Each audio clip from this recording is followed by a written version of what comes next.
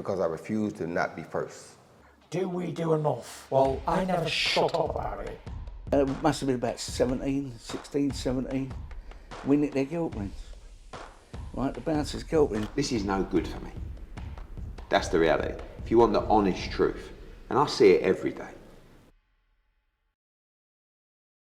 This is Colm McGuigan for IFL TV, proudly sponsored by Everlast. Eduardo, immediate reaction to what we seen in there from Prograis. What did you make of it? Yeah, it was a poor fight, really. I mean, someone just said to me, I think it's Chris Algieri, said that was it was an honest assessment. I said, oh, no point lying about it. You all saw it. It wasn't a great fight, but just so disappointed with Zorilla. Like, we chose Zorilla because he can. I mean, that was part of the problem. Is he's a big puncher, but like, I just don't understand where you get an opportunity of a lifetime to become world champion. Like, he could have won the fight if he would have actually held his feet. He's a big puncher. They both felt the power early in the fight, and he just ran from the third round. Regis didn't cut him off well at all. His distance was poor, but I just really disappointed in Zorilla. Like, I think we could have had a great fight tonight, and it wasn't. It was an average fight. In good news, I think people are going to be queuing up to fight Regis Prograis because let's be honest, no one's really been mentioning his name apart from Devin Haney. Ryan Garcia might fancy the fight now. Teofimo Lopez might fancy the fight now. Any of the other guys, Tank, whoever. And there's a WBC 140-pound title. We've got Jack Catterall. He fancies the fight. You got Montana Love against Richardson Hitchens. They fancy the fight. So I think it's going to open up a lot of fights for him. But honest assessment, it was a poor fight. Do you think he's tight at the weight? Because we've seen kind of things during the week that would suggest he is. Look, I'll be honest. Like, he had 6 weeks camp for this fight, really. We sat in a restaurant, I think 7 weeks out trying to do the deal. I think he was eating a big steak that night and going for a run after. Maybe. But again, I can't hype up. Like, I can't give you the big sell and then when he doesn't perform, still give you the big sell. I know Regis Prograis is an unbelievable fighter. We know that. But it wasn't a great performance. And pressure of hometown, more promotion, that he was running ragged for the week. It was, but that's all the things that he wants as well, So I think the lack of a full camp, maybe, but it wasn't a good performance. Bill Haney was there tonight. Is that the fight that you are looking to make Devin Haney next? Listen, I think Devin Haney against Regis Prograis is a massive fight, and we would like to make that fight. I've got Sam Jones driving mad. We've got contractual obligations to Jack Catterall. I think that's a great fight as well. You've got Montana Love, Richardson Hitchens coming up. But look, Devin Haney, as a contractually free agent, is the fight that I think we could get moving quite quickly. And it's a big fight. And I think that's the kind of fight you'll see the best of Regis Prograis. Moving on to Ramla Ali. Yeah.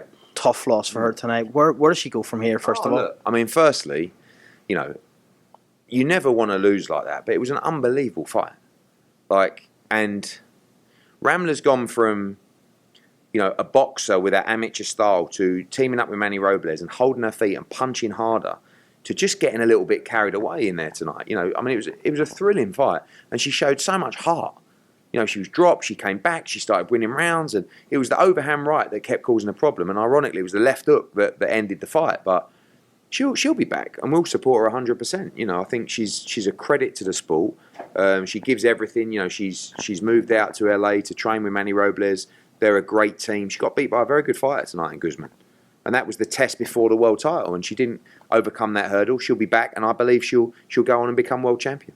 Guzman, Scotney next? I think it's a great fight, yeah. I mean, look, Ramla might want the rematch there, and we'll see. But Guzman against Scotney, great fight as well.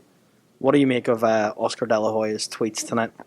I don't know, I mean, I don't really know he's clearly having a terrible time at the moment, and I don't want to kick a man when he's down. I actually thought about quite a few amusing tweets to put out, and I just thought you shouldn't do it because, I think everybody has their struggles, and I don't want to contribute to those. From a business sense, obviously he's having a very tough time. The Ryan Garcia situation, the big court battle that's about to come. And I've got nothing against Oscar De La Hoya. Really, I've never had any problem with him. But it's just like tweet after tweet after tweet. It's becoming a little bit obsessive. I mean, I don't know the situation with restraining orders in the US, but maybe that's something in the UK where you'd actually get someone restrained because it's kind of creepy. But, you know... Why do you think he's got this issue with you? I really don't know. I mean, I don't know. When was the last time you seen him in person? I saw him, Canelo, Golovkin maybe, or can't remember what the fight was. But listen, every time I've seen Oscar De La Hoya, he couldn't be nicer to me. Arms around me, big cuddle, Eddie, we should do more, we should do... And it's like this person on Twitter is actually somebody else. But listen, it's great for the profile. I mean, Oscar De La Hoya is a huge name. And he's mentioning me non-stop. So I was going to reply, but, I don't know. I really hope he can get through it, and I wish him all the best. And, I'm not... He seems to be comparing himself with me.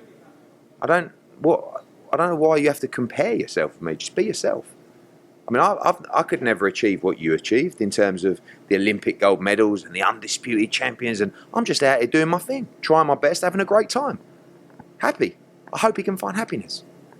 Last one for me, because we're pushed for time. Badu Jack's tweet about Canelo. What did you make of that? And what is the situation with Canelo now going forward? Who is the likely opponent? Charlo looks like the front runner for that fight. We haven't been able to deliver the Bivol fight.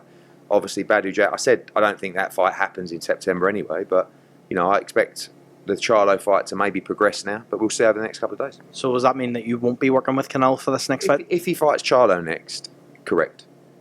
And then where will you then come back and work with Canelo? Will it be the Bivol fight after that? Every time that he fights, I talk to Eddie Reynoso, and he lets me know the fights that he wants me to make. That was Bivol.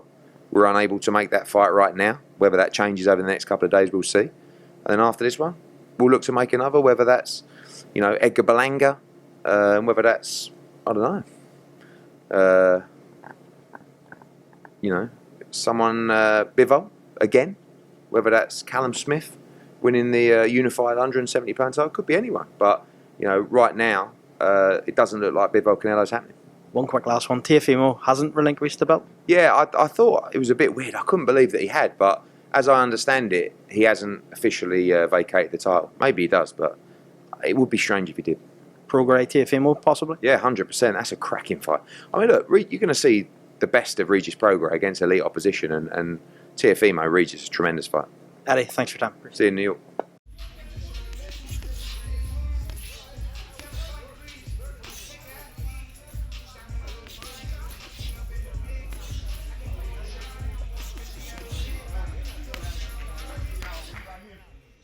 Because I refuse to not be first. Do we do enough? Well, I never shut up about it. It must have been about 16, 17. We nicked their guilt rings. Right, the bouncer's guilt rings. This is no good for me. That's the reality. If you want the honest truth, and I see it every day,